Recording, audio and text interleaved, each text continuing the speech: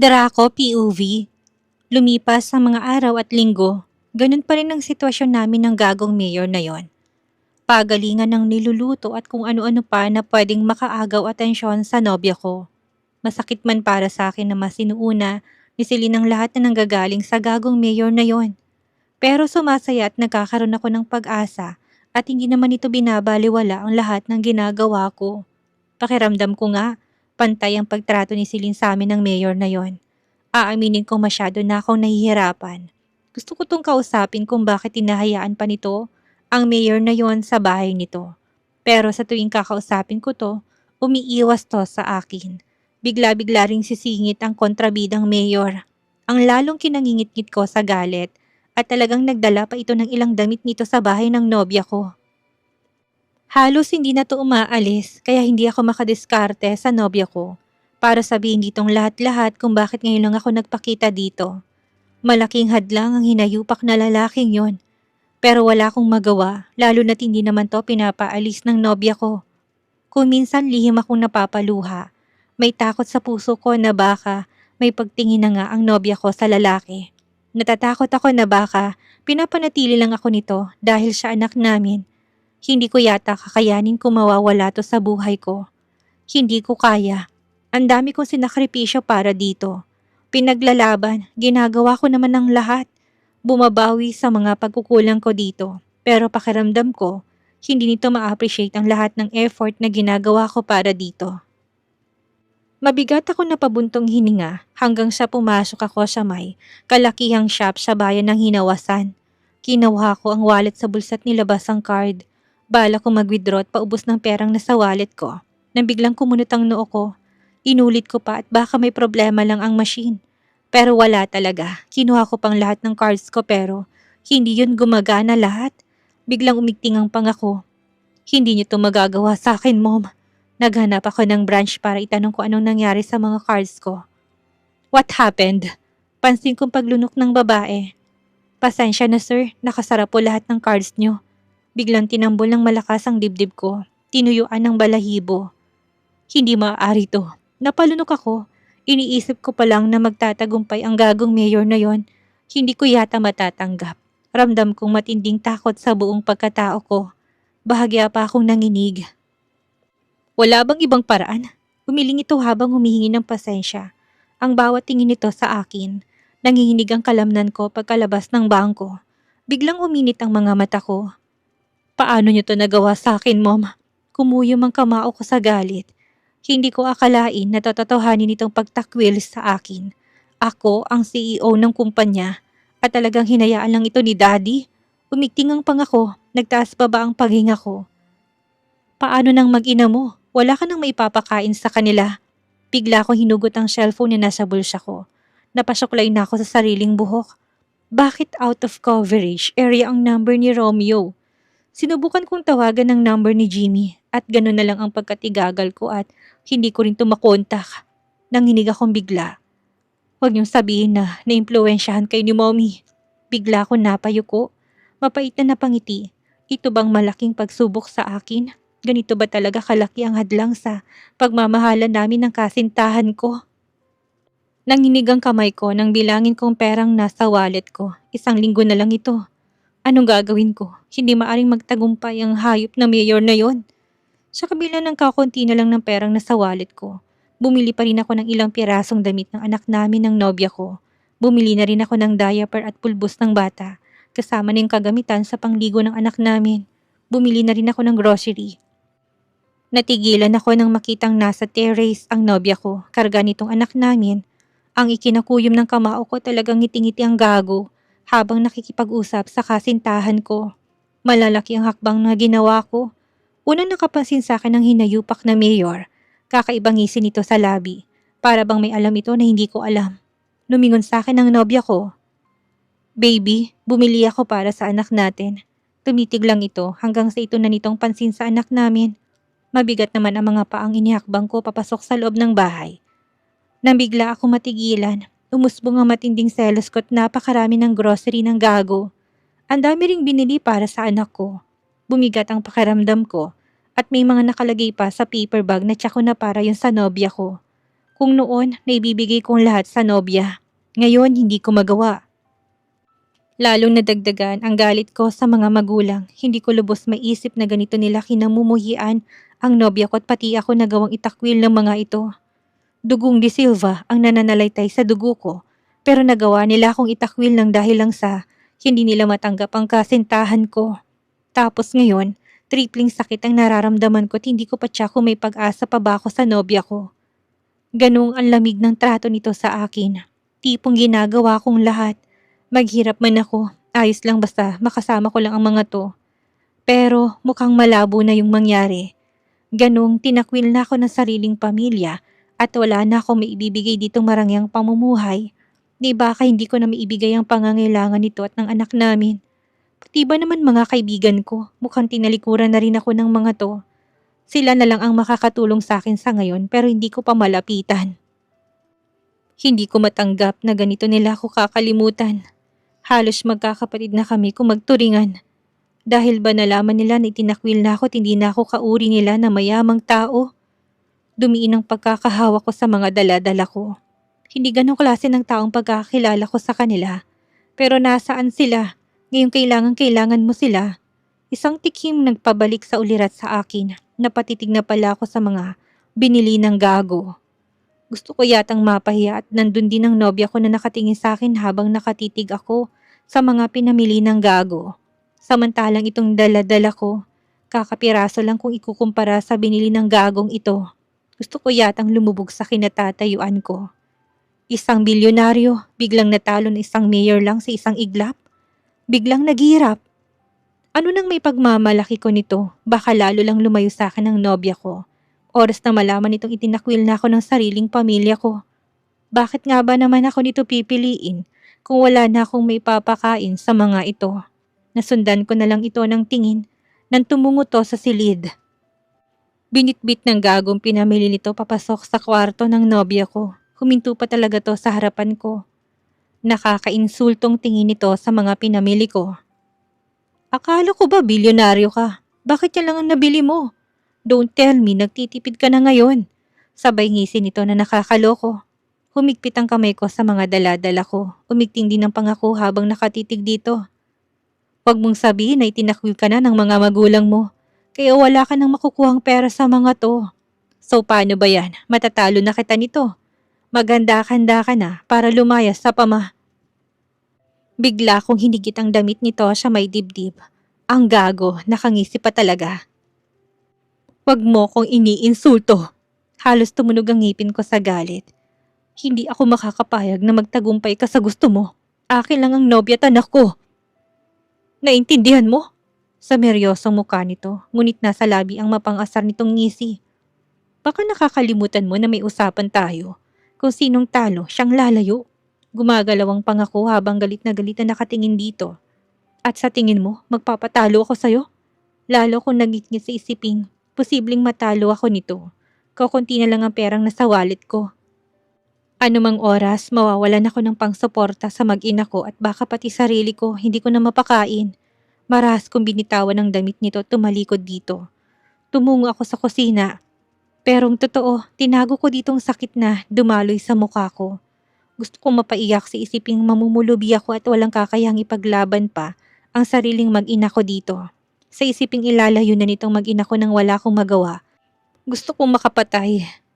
Well, let's see. Wika nito. Tumungo ako sa likod ng bahay. Tumingala upang pigilan ang luhang gustong kumawala sa mga mata ko. Pero dahil sa sari-saring emosyon, na malisbis pa rin ang luha sa mga mata ko. Bigla akong napayuko, masakit at sobrang pait na napaiyak.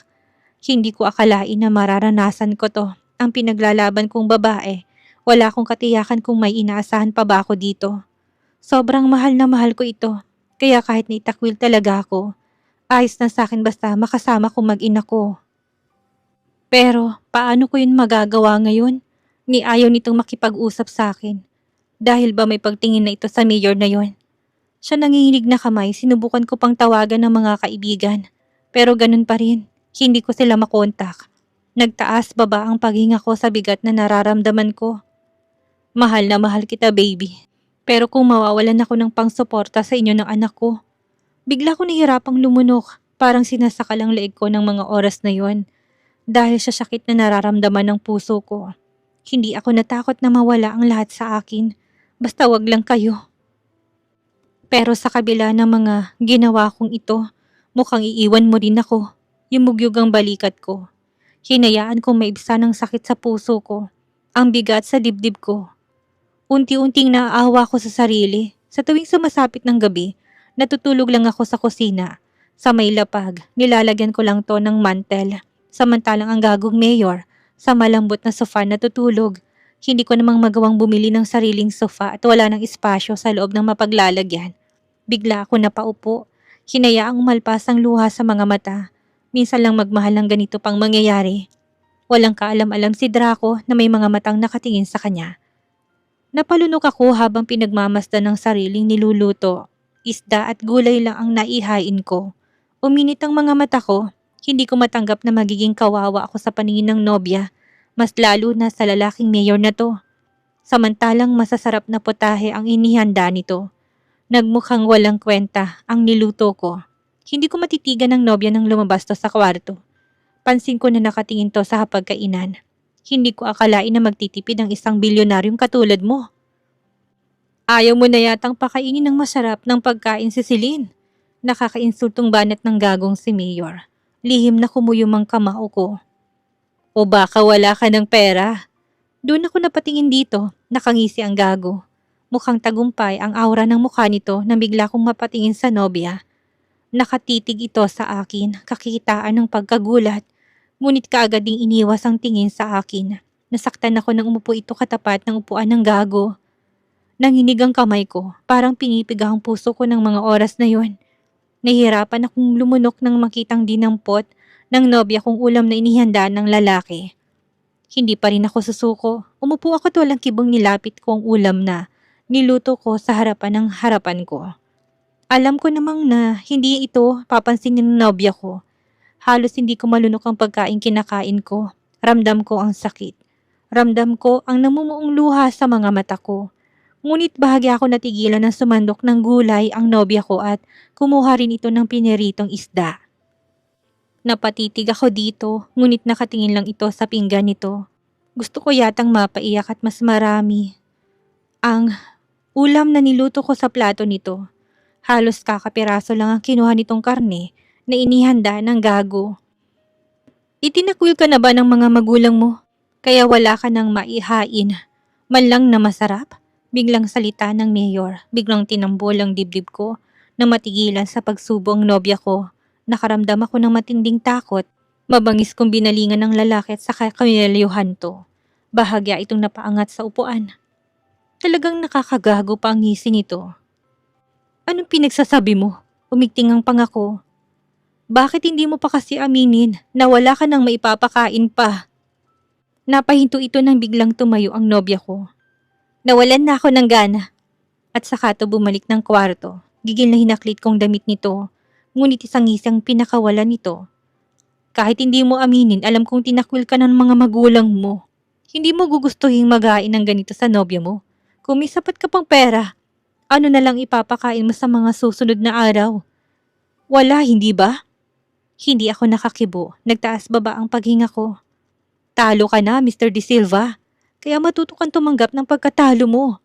Sa galit ko, sinuntok ko ito na kay naurong nito. Umarko pa talagang labi nito.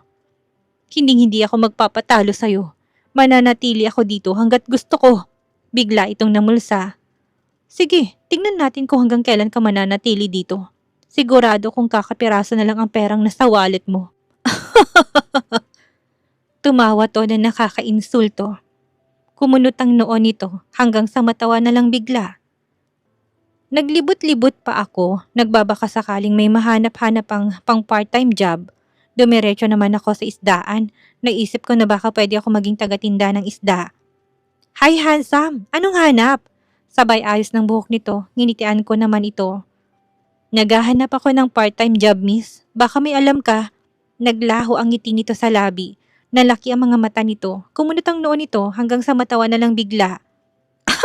Niloloko mo naman ako. Hindi ako nagbibiro, boss. Totoong naghahanap ako ng trabaho.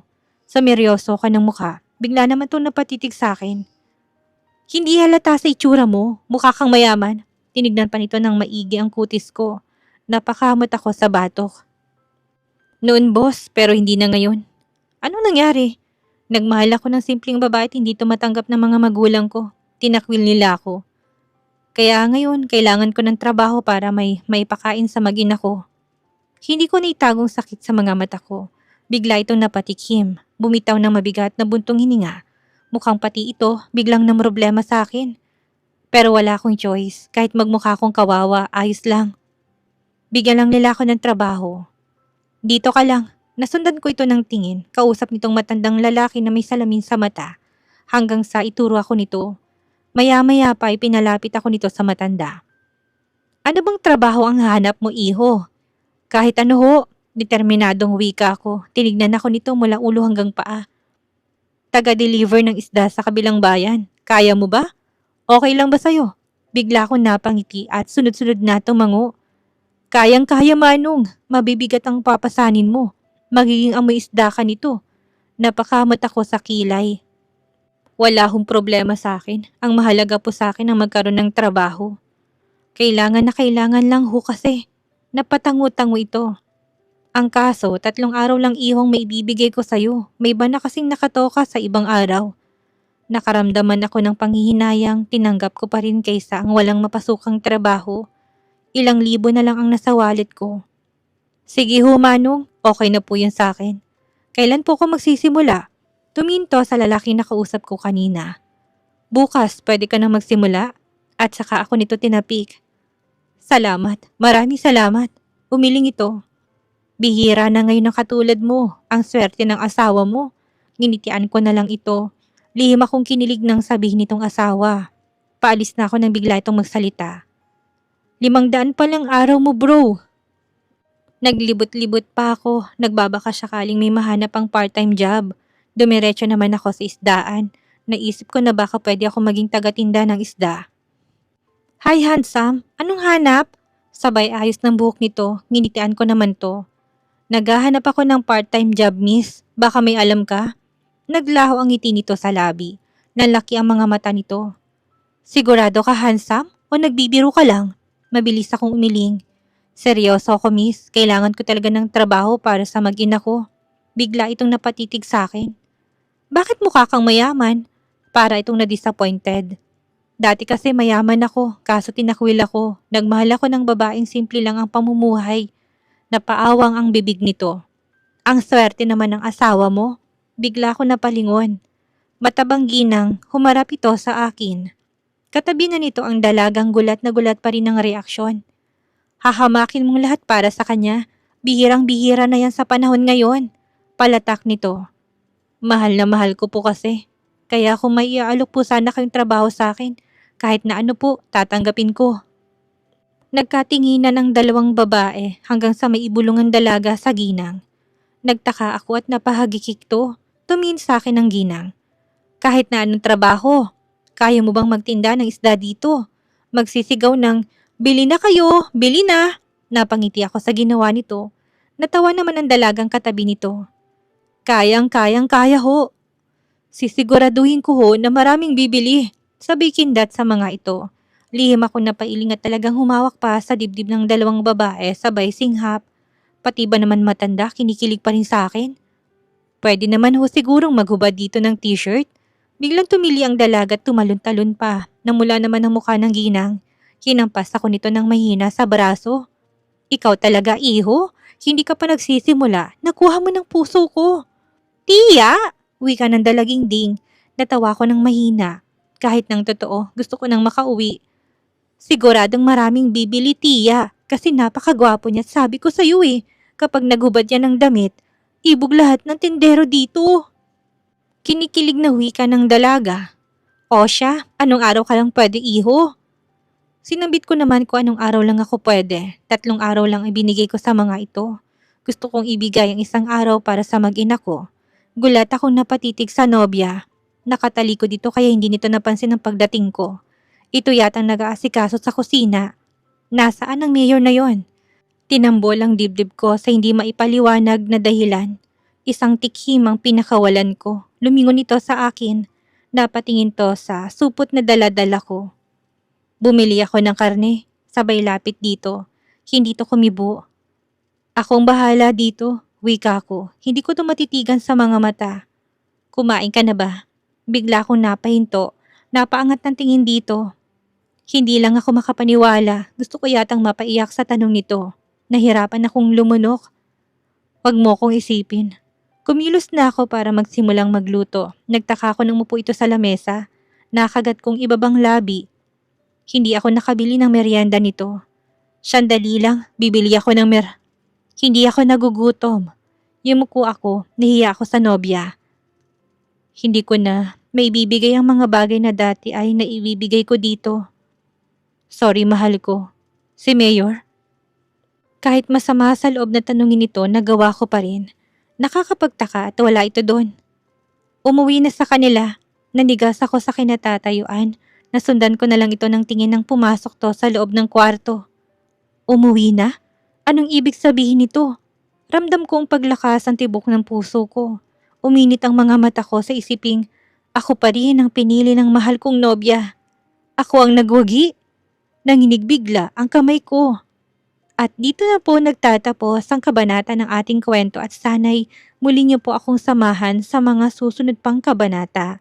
Maraming salamat po at keep safe everyone.